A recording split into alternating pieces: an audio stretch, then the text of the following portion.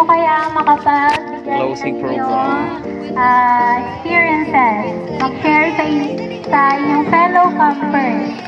Of course, if you enjoy the camp, ay marami ka rin ma-share na mga experiences, right? Tama? Hindi nag-agree ang mga campers? Ha? Okay, so we have now our volunteer from grade 7. Okay, bigyan muna natin siya ng palakpak. Yung na-experience ko po sa learning camp is, minsan po kasi, masaya po. Tapos masaya din po ako kasi po, na-enjoy din po kami. Yun lang po. So, nag-enjoy lamang ba? Wala kayo natutunan? Oo, meron. Siyempre naman. Oh, how about the grade A? Sino kaya mag-share sa grade A? Okay, so meron na po tayong campers na nagbo-volunteer. Yung experience ko po sa learning camp, yung pagiging close po sa mga teachers, tapos yung hindi na ako mayay pagsagot po. Tapos, nag-enjoy din po kami kasi po may mga mag-friends po ako ni Mark, ni Phil po. Tapos, mas lalo po kami nag-communicate sa isa't isa po. Tapos, mas nagigits ko na po yung math ngayon. Pati yung English po, ilong po yung naano ko ngayon. Pero, konti-konti po yung mga ibang subject po. So, naano ko na din po, nagigits ko na po. Saka yun lang po. Thank you. Wow, galing. Okay, meron ka ba? Hello guys, so shout out sa inyo dyan. So, ang natutuhan ko po sa National Learning Camp is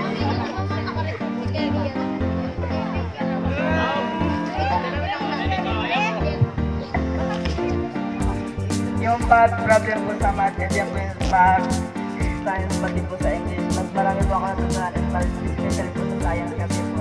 May mga ka-hindi po.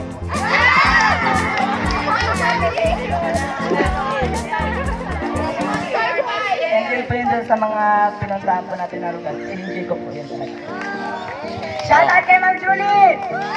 Ang na-experience ko po dito is more fun. Tapos, may natutunan na rin po madami. And then, madaming fun lang po. Tsaka, mga mababait din po yung mga nakilala kong bagong friends. Tsaka, salamat sa atin yan na may turo po sa amin. Then, kahit makulit yung mga boys, okay lang yan. Wala po. Yay. Okay! Good afternoon po kay Sir Hall, tapos sa mga fellow teachers ko rin po. Sa science, sa math, at saka sa English. So, yung buong 5 weeks na magsasama-sama natin, siyempre, amazing. Sabi na kayo nasa likod. Amazing daw. So, diba, yung in-expect natin na mag-aaral tayo katulad nung pag nandun tayo sa loob ng classroom. So, hindi siya ganun lang. Diba? In-enjoy ninyo habang kayo ay natututo. In-enjoy din natin yung 5 weeks kasi syempre, hindi lang tayo dito sa loob ng school, campus. So, meron tayong mga off-campus or yung mga outdoor activities natin. So, yung hindi naman ako ay pumunta doon sa Maynilog, ako doon, nakarating tayo doon. So, enjoy natin yung bawat Wednesday natin sa buong 5 weeks. So, we are hoping na lahat ng natutunan nyo during our learning camp is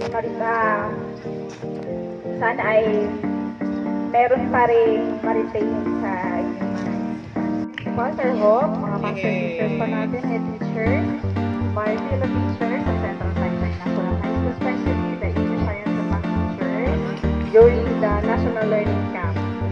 A pleasant afternoon to each and every one of us.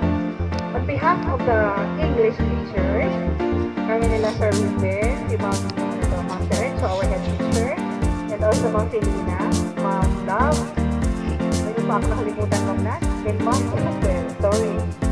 It's my pleasure to share with you my learning experience during for 2 weeks lang. My learning experience for 2 weeks lang ako nag-handle sa inyo. So really engaging, fun, and adventurous. this experience, di ba ikaw nga, experience is the best learning. Okay. So whatever learnings that you have gained to this learning camp, sana matreasure nyo yun sa rest of your life, and then ma-apply ninyo pagbalik natin sa regular class. Okay ba? Okay. And then may experience also with the colleagues sa mga kasamahan ng teachers. Thank you so much, Sir Hop.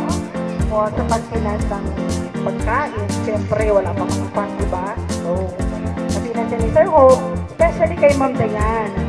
Mga talong ni Ma'am Dayan. Yung mga ihaw-ihaw. Especially yung outdoor activities natin, di ba? Really fun and engaging, di ba? Nag-enjoy ba kayo sa outdoor activities natin? Thank you so much sa bonding moments, ng mga, especially mga dress code ng mga kasamahan natin, mga teachers. So, unforgettable po yun. Okay, with that, thank you so much. Once again, good afternoon.